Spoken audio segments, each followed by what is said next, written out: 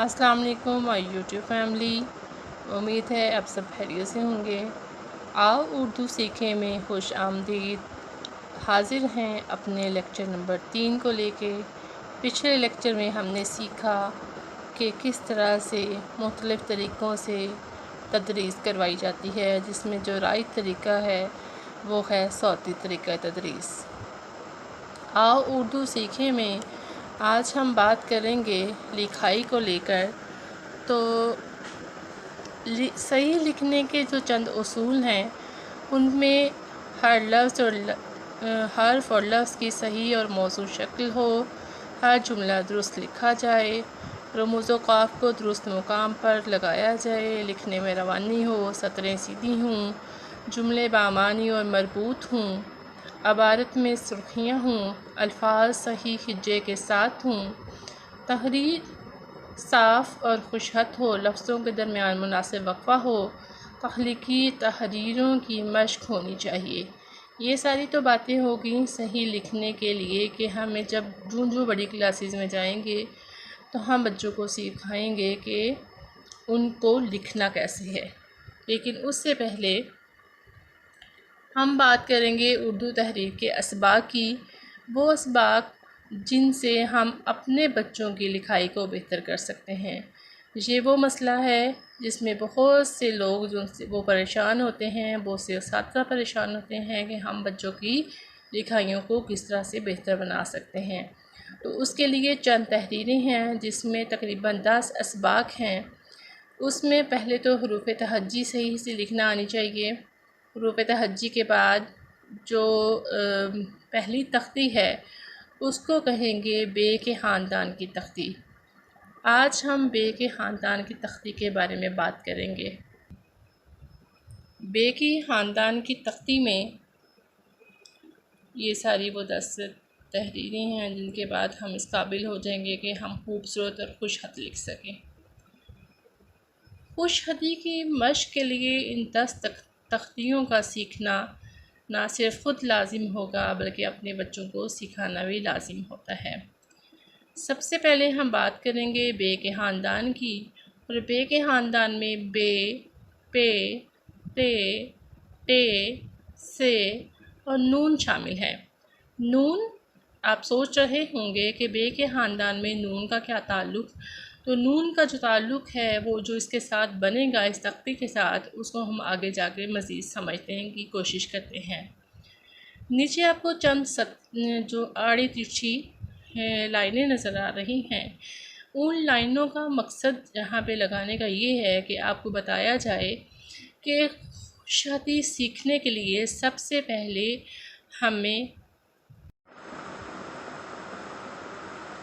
तो हम सीखेंगे, आड़ी तिरछी लाइनों को देखेंगे कि ऊपर से नीचे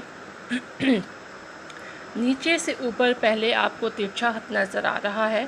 ठीक है, ये ऊपर से नीचे की तरफ आया हुआ तिरछा खत है, ये नीचे से ऊपर की तरफ गया हुआ तिरछा खत है, ये दाएं से बाएं और उसी तरह से अगले वाला बाएं से दाएं की तरफ तिरछा खत है।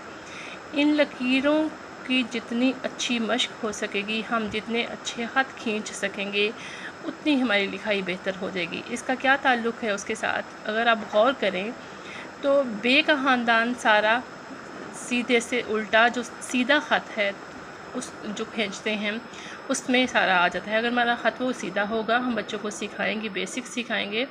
जिस तरह से आप पीजी क्लास में अपने बच्चों को सबसे पहले आड़ी तिरछी लाइनें लगाना, इन आड़ी तिरछी लाइनों की मदद से हम बच्चों की लिखाई को बेहतरीन कर सकते हैं। इसी तरह से नीचे बेज़वी दायरे नज़र आ रहे हैं। बेज़वी दायरे दरअसल जीम चे है की सारी फैमिली और सीन शीन और नून, ये एंटी क्लॉक और क्लॉकवाइज दायरे अगर हम बेज़वी सही बना लेते हैं तो हमारी सारी जो दायरवी हरूफ हैं वो सारे दुरुस्त हो जाते हैं। चलें आगे समझते हैं आज के बे के ख़ानदान को। और बे का ख़ानदान बुनियादी तौर पर 5 शक्लें जो उनसे वो बनाता है, वो किस तरह से हम इसको समझेंगे। आप जब इसकी मशक़ करेंगे तो आपको बहुत अच्छे से इसका अंदाज़ा हो जाएगा। बे को जब हम अलिफ से मिलाते हैं तो उसकी ये शक्ल बनती है जो आपके सामने है। बे को बे से मिलाएं तो क्या शक्ल बनती है, ये सारी चीज़ें आप गौर से देखेंगे तो आपको समझ आ जाएगी।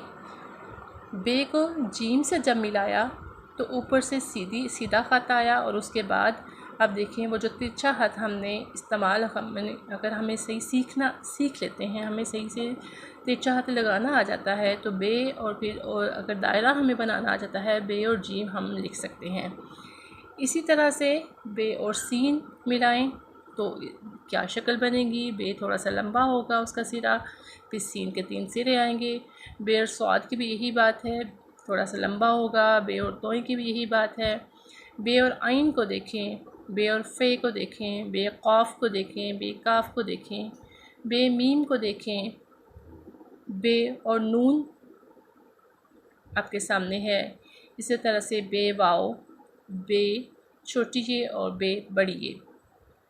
इसमें देखें अगर गौर करें तो पहली जो शक्ल है उसकी बे अलिफ़ के साथ जब हम मिलाएंगे तो पहली शक्ल इस तरह से हमारे सामने आएगी, जिस तरह से आपके सामने लिखा हुआ है बादशाह, बे अलिफ़।